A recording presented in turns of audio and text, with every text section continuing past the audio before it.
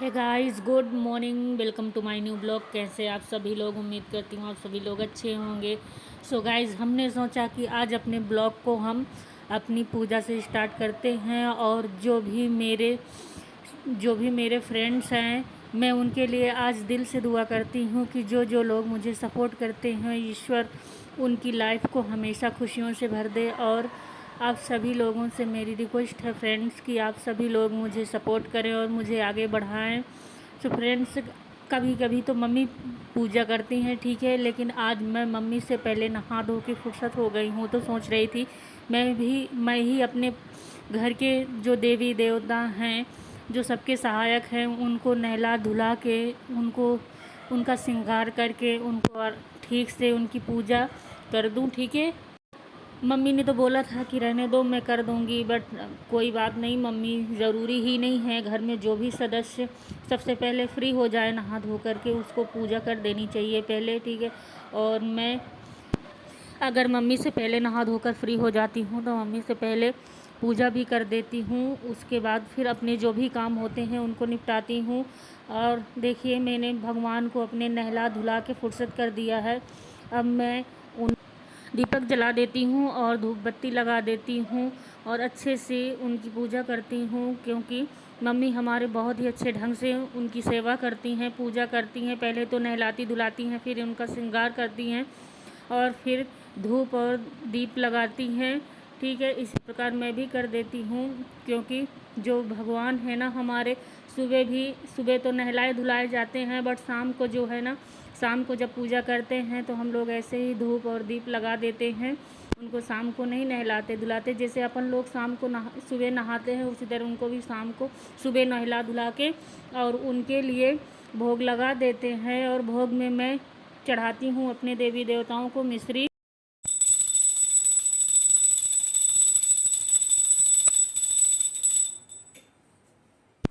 So friends, मेरी पूजा भी हो गई है और लाइट भी चली गई है। देखिए, अंधेरा हो गया है, ठीक है।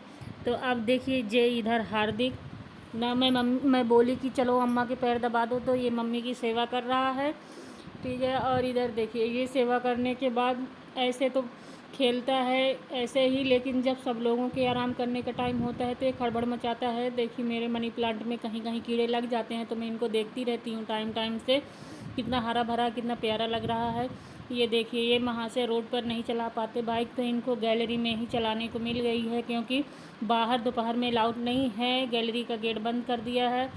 और अब ये देखिए, इन्हें ना खेलते खेलते लग गई भूख। सो अब ये खाना खाएंगे। सो फ्रेंड्स, आज हमने बनाया था कढ़ी चावल, जो कि हार्दिक को ज़्यादा पसंद है, ठीक है। लेकिन क्या है ना, कढ़ी में हमने दही और मट्ठा दोनों मिक्स करके डाल दिए। क्या हो गया? टिया हम्म? टिया ठीक है। क्या डाला खत्म हो गया? क्या? इसमें क्या डाला खत्म हो गया? दही। इसमें हम दही डालें, ठीक है, और थोड़ा सा मट्ठा भी था, ठीक। कढ़ी हमारी खट्टी हो गई है दही मट्ठा दोनों डालने से, ठीक है।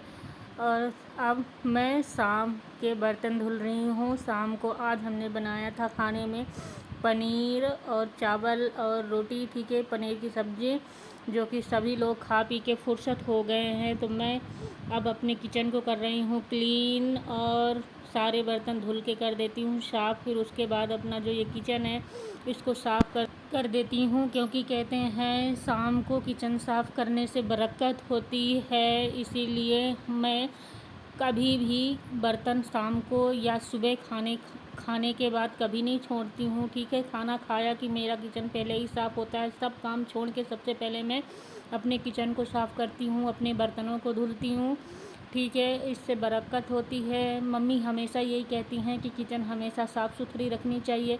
आधे बर्तन तो मैं खाना बनाने में ही साफ़ कर लेती हूँ, ठीक है। जो थोड़ा बहुत बचे सो उनको मैं खाना खाने के बाद साफ़ करती हूँ, क्योंकि खाना बनाने में ही अगर जो बर्तन निकले उनको साफ़ कर लो तो काम थोड़ा सा हल्का हो जाता है और बर्तन भी कम दिखने लगते हैं और आलस भी नहीं लगता। ज़्यादा बर्तन दिखें तो फिर आलस लगता है, मन में ये होता है कि चलो कोई बात नहीं, आज नहीं कल धुल लेंगे।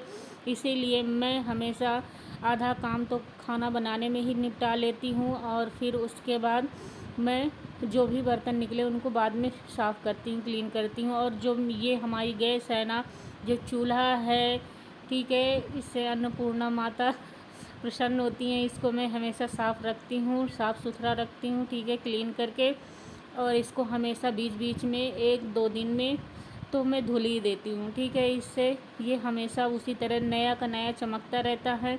ये हो तो गया काफ़ी दिनों का, ठीक है, कम से कम 4-6 साल का, लेकिन ये अभी नया का नया ही है, क्योंकि हम इसकी सफाई बहुत अच्छे से करते हैं। और देखिए मेरी किचन हो गई है साफ़ सुथरी और कंप्लीट धुल के, ठीक है। तो अब मैं मुझे खाना दे दो। खाना खाएगा? चलो अभी रोटी तो है नहीं, अभी हम सेंक के तुमको खिला रहे हैं, ठीक है। हाँ, दे दो।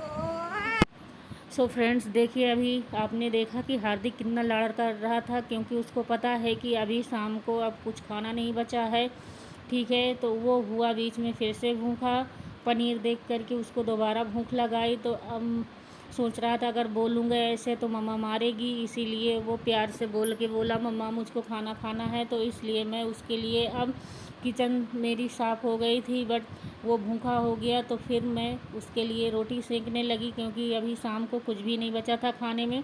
सो उसके लिए मैं एक रोटी सेंक देती हूँ, नहीं तो वो भूखा सो जाएगा।